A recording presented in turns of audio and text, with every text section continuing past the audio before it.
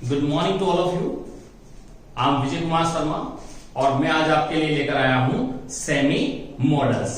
आज हम बात करेंगे सेमी मॉडल्स पर हम बात करेंगे। मैं पिछले वीडियोज में टोटल जितने 10 प्योर मॉडल्स होते हैं वो मैं आपको पढ़ा चुका था। आज मैं आपको जो है सेमी मॉडल्स पढ़ाऊंगा, ठीक है। तो मैं आपको बता दूं कि सेमी मॉडल्स 3 होते हैं। कौन कौन से होते हैं? एक होता है यूज्ड टू, एक होता है नीड और एक होता है डेयर। ये 3 मॉडल्स जो हैं ये क्या होते हैं? सेमी मॉडल्स होते हैं। मैंने आपको बताया था कि इन्हें सेमी मॉडल्स क्यों कहा जाता है, क्योंकि आपको ये देखना है कि इन तीनों मॉडल का यूज हम लोग जो है हेल्पिंग वर्ब के रूप में भी कर सकते हैं और मेन वर्ब के रूप में भी कर सकते हैं। इसलिए इन मॉडल्स को हम लोग क्या कहते हैं? सेमी मॉडल्स कहते हैं। और जिन मॉडल्स का यूज हम केवल हेल्पिंग वर्ब के रूप में करें, केवल मॉडल वर्ब के रूप में करें, उन्हें हम क्या कहते हैं? प्योर मॉडल्स कहते हैं। Is it clear? अब हम बात करते हैं वन बाय वन करके। तो सबसे पहले हम पढ़ेंगे यूज्ड टू। मैंने आपसे कहा था कि यूज्ड टू जो है क्या है? एक सेमी मॉडल है। इसका यूज हेल्पिंग वर्ब के रूप में भी हो सकता है और मेन वर्ब के रूप में भी हो सकता है। तो मेन वर्ब के रूप में यदि हम देखें तो मेन वर्ब के रूप में देखेंगे आप, I am used to reading books. मैं किताबें पढ़ने का आदी हूं। तो यहां देखो एम तो क्या है? हेल्पिंग वर्ब है और यहां पर यूज्ड क्या है? मेन वर्ब है। तो यहां इसका यूज किसके रूप में हो रहा है? मेन वर्ब के रूप में हो रहा है। तो आपको ये ध्यान देना है कि यूज्ड टू का यूज जो है हम हेल्पिंग वर्ब के रूप में भी कर सकते हैं और मेन वर्ब के रूप में भी कर सकते हैं। अब हम यहां पर जो है इसका यूज जो है हम मॉडल वर्ब के रूप में पढ़ेंगे, ऑक्सिलरी वर्ब के रूप में पढ़ेंगे, हेल्पिंग वर्ब के रूप में पढ़ेंगे। तो आपको ये ध्यान देना है कि मॉडल वर्ब के रूप में इसका यूज जो है पास्ट हैबिट के लिए होता है। किसके लिए होता है? पास्ट हैबिट के लिए होता है। आपके दिमाग में ये बात होनी चाहिए कि यूज टू का जो है मॉडल वर्ब के रूप में यूज जो है किसके लिए होता है? पास्ट हैबिट के लिए होता है। लेकिन पास्ट हैबिट भी कौन सी हैबिट होनी चाहिए? डिसकंटिन्यूड। कौन सी? डिसकंटिन्यूड हैबिट के लिए हम लोग जो है कौन से मॉडल का यूज करते हैं?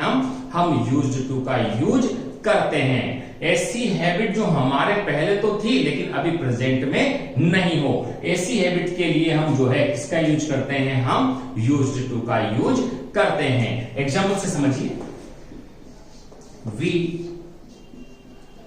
Lent him money when he was unemployed. यहां देखो, यहां लिखा हुआ है कि we lend him money when he was unemployed. जब वो बेरोजगार था तो हम उसे जो है पैसा उधार दिया करते थे। तो ये हमारी यहां पर क्या बता रहा है? क्या बता रहा है? यहां ये हमारी पास्ट हैबिट बता रहा है। क्या बता रहा है? पास्ट हैबिट बता रहा है। और जहां पर पास्ट हैबिट होती है वहां पर हम किसका यूज करते हैं? यूज टू का। क्योंकि आप यहां समझेंगे कि जब वो बेरोजगार था तो हम उसे पैसा उधार दिया करते थे लेकिन अब नहीं देते। तो इसका मतलब है ये हमारी पास्ट हैबिट तो है लेकिन कैसी? डिसकंटिन्यूड। मतलब अभी भी ये हैबिट जो है हमारी जारी नहीं है। ये पहले की हैबिट थी, डिसकंटिन्यूड हैबिट थी, इसलिए हमने यहां पर किसका यूज किया? यूज्ड टू का यूज किया। हम एक और एग्जांपल से इसको समझेंगे, जैसे she work in office before her marriage. यहां लिखा हुआ है she work in office before her marriage. वो उसकी शादी के पहले जो है ऑफिस में कार्य किया करती थी। तो ऑफिस के शादी के पहले जो है ऑफिस में कार्य किया करती थी। तो यहां पर कौन सी हैबिट बताई जा रही है? उसकी पास्ट हैबिट बताई जा रही है। और पास्ट हैबिट कैसी? डिसकंटिन्यूड, क्योंकि वो अब इस हैबिट को उसकी हैबिट जारी नहीं है। अब वो जो है ऑफिस में कार्य नहीं किया करती, पहले किया करती थी। तो जहां पास्ट हैबिट हो या डिसकंटिन्यूड हैबिट हो तो वहां पर हम किसका यूज करते हैं? वहां पर हम यूज्ड टू का यूज करते हैं। जैसे एक और एग्जांपल से इसको समझ सकते हैं। यहां लिख देता हूं मैं, my grandfather go for a walk when he was up. यहां देखोगे माई grandfather go for a walk when he was early. जब वो जिंदा थे, कौन, मेरे दादाजी जब जिंदा थे तो वो घूमने जाया करते थे। तो ये उनकी क्या थी, पास्ट हैबिट थी। क्या थी, पास्ट हैबिट थी। लेकिन वर्तमान में भी वो जिंदा नहीं है, तो ये क्या हुआ, एक तरीके से डिसकंटिन्यूड हैबिट हो गई। तो जहां कहीं भी आपको पास्ट हैबिट तो मिले, लेकिन वो कौन सी होनी चाहिए, डिसकंटिन्यूड हैबिट होनी चाहिए। तो वहां पर हम किसका यूज करते हैं, यूज्ड टू का यूज करते हैं। मैंने आपको जो है पिछले वीडियोज में बताया है कि इस पास्ट हैबिट के लिए हम लोग जो है वुड का भी यूज करते हैं। किसके लिए करते हैं, वुड का भी यूज करते हैं। लेकिन वहां सिचुएशन अलग होती है। वहां ऐसी पास्ट हैबिट जो पहले तो थी लेकिन वो वर्तमान में है या नहीं है इसका हमें पता नहीं हो, ऐसी जगह पर हम किसका यूज कर सकते हैं, वुड का यूज कर देते हैं। लेकिन यदि पास्ट हैबिट हो और वो वर्तमान में नहीं है तो हम उसके लिए कौन से मोड का यूज करते हैं, वहां पर यूज्ड टू का यूज करते हैं। तो ये बात आपके समझ में आ गई होगी, यूज टू मॉडल आपके समझ में आ गया होगा।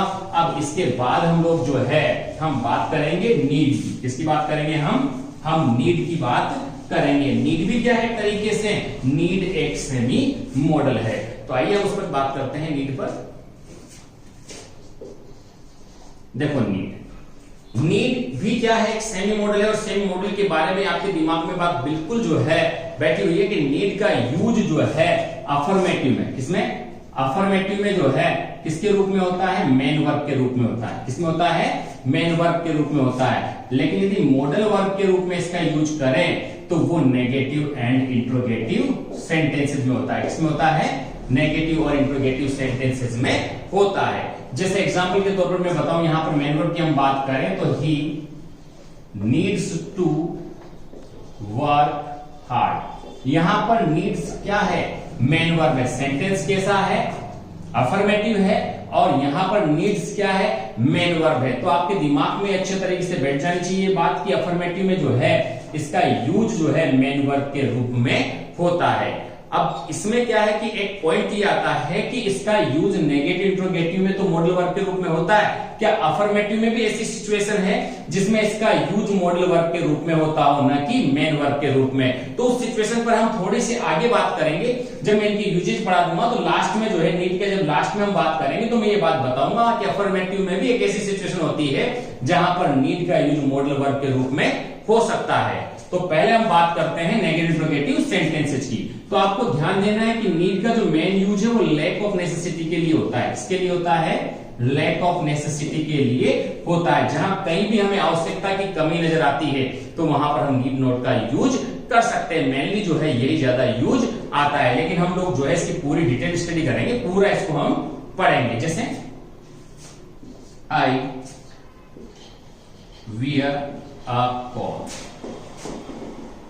It's not very cold.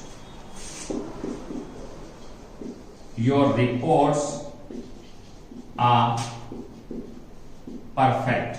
Your reports are perfect. You take any medicines. It's holiday today. It's holiday today. You go to college. अब इन सेंटेंस में आप देखेंगे कि यहां लिखा हुआ है आई वियर अ कोट, लेकिन इसके बाद वाले सेंटेंस में लिखा हुआ है कि ज्यादा ठंड नहीं है, बहुत अधिक ठंड नहीं है। तो इसका मतलब है उसे कोट पहनने की आवश्यकता नहीं है। तो यहाँ क्या बताई जा रही है, लैक ऑफ नेसेसिटी बताई जा रही है। और जहां कहीं भी लैक ऑफ नेसेसिटी बताई जाती है तो वहां हम किसका यूज कर सकते हैं, वहां हम नीड नोट का यूज कर सकते हैं। योर रिपोर्ट्स आर परफेक्ट, आपकी रिपोर्ट्स परफेक्ट है तो यू टेक एनी मेडिसिन। तो कहने का मतलब जब आपकी रिपोर्ट परफेक्ट है तो आपको मेडिसिन लेने की आवश्यकता नहीं है। तो यहां भी क्या बताया गया है, यहां भी लैक ऑफ नेसेसिटी बताया गया है। और जहां कहीं भी लैक ऑफ नेसेसिटी बताया जाता है तो वहां हम किसका यूज कर सकते हैं, नीड नोट का यूज कर सकते हैं। इट्स हॉलीडे टुडे, आज क्या है, हॉलीडे है। तो यू गो टू कॉलेज, तो आपको वास्तव में कॉलेज जाने की आवश्यकता नहीं है। तो जहां कहीं भी आपको लैक ऑफ नेसेसिटी नजर आता है तो वहां पर आप किसका यूज कर सकते हैं, नीड नोट का यूज कर सकते हैं। इसका यूज मेनली जो है नेगेटिव सेंटेंसेस में होता है और इंट्रोगेटिव सेंटेंसेस में भी होता है। जैसे नीड ही रिंग हिम अप, नीड सी रिंग हिम अप, क्या उसे फोन करने की आवश्यकता है? तो कहने का मतलब है कि यहाँ इंट्रोगेटिव सेंटेंस में भी हमने नीड का यूज किया, किसके रूप में? मॉडल के रूप में हमने जो है इसका यूज किया। तो आपके दिमाग में बात अच्छे तरीके से होनी चाहिए कि नीड का यूज हम जो है नेगेटिव इंट्रोगेटिव सेंटेंसेस में मॉडल वर्ब के रूप में करते हैं और अफर्मेटिव में जो है मेन वर्ब के रूप में करते हैं। लेकिन मैंने एक बात बताई थी भी आपको थोड़ी देर पहले कि मेन वर्ब के रूप अफर्मेटिव में जो है इसका यूज जो है एक सिचुएशन ऐसी है जिसमें हम इसका यूज मॉडल वर्ब के रूप में भी कर सकते हैं। तो वो सिचुएशन कैसी, उस पर हम बात करते हैं। यदि किसी सेंटेंस में आपको जो अफर्मेटिव हो, कैसा हो? अफर्मेटिव हो, और उसमें आपको यदि हार्डली या ओनली नजर आ जाता है, क्या नजर आ जाता है? यदि किसी सेंटेंस में आपको हार्डली या स्केर्सली नजर आ जाता है, क्या नजर आ जाता है? स्केर्सली यदि आपको नजर आ जाता है या ओनली आपको नजर आ जाता है, तो वहां पर आप किसका यूज कर सकते हैं? वहां पर आप जो है नीड का यूज मॉडल वर्ब के रूप में कर सकते हैं। जैसे he need hardly wash my clothes, मुझे जो है मेरे कपड़े धोने की जो है आवश्यकता नहीं है। ये जो हार्डली है, स्केर्सली है, ओनली, ये भी क्या देते हैं? नेगेटिव सेंस देते हैं। तो ऐसे सेंटेंस में आप लोग जो है he need hardly wash my clothes, ऐसे सेंटेंस में आप जो है नीड का यूज जो है मॉडल वर्ब के रूप में कर सकते हैं, जिन सेंटेंसेस में हार्डली, स्केर्सली या ओनली दिया गया हो। बात क्लियर आपकी? Is it clear? ठीक। अब हम बात करेंगे लास्ट मॉडल, सेमी मॉडल्स। कौन सा है? देयर। कौन सा है? देयर। तो देखो हम देयर पर बात करते हैं। देयर के बारे में मैं बता दूं कि इसका यूज जो है अफर्मेटिव में जो है किसके रूप में होता है? मेन वर्ब के रूप में होता है। और इसका यूज जो है नेगेटिव एंड इंटरोगेटिव सेंटेंसेस में किसके रूप में होता है? मॉडल वर्ब के रूप में होता है। किसके रूप में होता है? मॉडल वर्ब के रूप में होता है। तो आपको ध्यान देना है कि अफर्मेटिव में इसका यूज मेन वर्ब के रूप में तो होता है, लेकिन किसके लिए होता है? मीन्स ऑफ चैलेंज के लिए। किसके लिए होता है? मीन्स ऑफ चैलेंज के लिए होता है। किसके लिए होता है? मीन्स ऑफ चैलेंज के लिए होता है। जबकि में मॉडल वर्ब में इसका यूज जो है टू हैव करेज के लिए होता है। किसके लिए होता है? टू हैव करेज के लिए होता है। जैसे मैं आपको अफर्मेटिव सेंटेंस बता दूं, जैसे I dare him to fight election against me.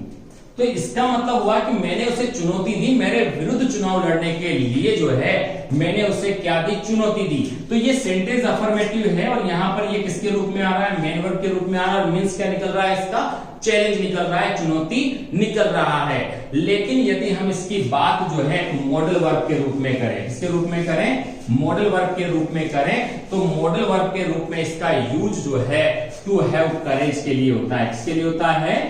To have courage के लिए होता है। किसके लिए? मॉडल वर्ब के लिए। जैसे एग्जांपल देखो आप, how dare he open my letters, how dare you touch my books, how dare you speak like this।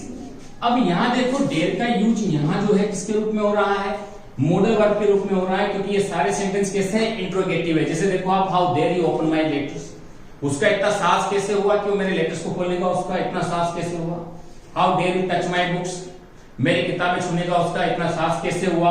How dare you speak like, इस प्रकार की बात करने का तुम्हारा साहस कैसे हुआ? तो कहने का मतलब इस सब में क्या बताया जा रहा है? टू हैव करेज बताया जा रहा है। तो टू हैव करेज को शो करने के लिए इनका यूज जो है इंट्रोगेटिव में होता है, लेकिन नेगेटिव में इसका यूज जो है लैक ऑफ करेज के लिए होता है। किसके लिए होता है? लैक ऑफ करेज, मतलब साहस में कमी बताने के लिए जो है हम इस डेयर का यूज जो है लैक ऑफ करेज के लिए करते हैं। जैसे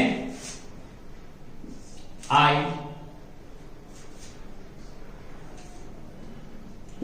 enter in his room without his permission। जैसे कोई एग्जांपल देखें, his face after such insult। तो यहां आप देखेंगे कि I enter his room without his permission, मैं उसकी परमिशन के बिना जो है उसके कमरे में प्रवेश करने का साहस नहीं कर पाया। तो यहां पर क्या बताया जा रहा है? लैक ऑफ करेज बताया जा रहा है। क्या बताया जा रहा है? लैक ऑफ करेज बताया जा रहा है। और जहां कहीं भी लैक ऑफ करेज बताया जाता है वहां पर हम किसका यूज करते हैं? वहां पर हम लोग जो है डेयर नॉट का यूज करते हैं। He so his face after such insult, ऐसी बेइज्जती के बाद जो है वो अपना चेहरा नहीं दिखा पाया। तो इन सभी में जो है आपको क्या नजर आ रहा है? लैक ऑफ करेज नजर आ रहा है। और लैक ऑफ करेज के लिए हम लोग जो है किसका यूज करते हैं? डेयर नॉट का यूज करते हैं। इस तरीके से हमने ये सेमी मॉडल्स कंप्लीट कर लिए हैं और हमारा ये मॉडल टॉपिक जो है कंप्लीटली क्या हो गया है? पूरा कवर हो चुका है। मैंने आपको प्योर मॉडल्स पढ़ा दिए, मैंने आपको सेमी मॉडल्स पढ़ा दिए। अब इसके बाद में जो है इनके एक्सरसाइजेज को लेकर आऊंगा।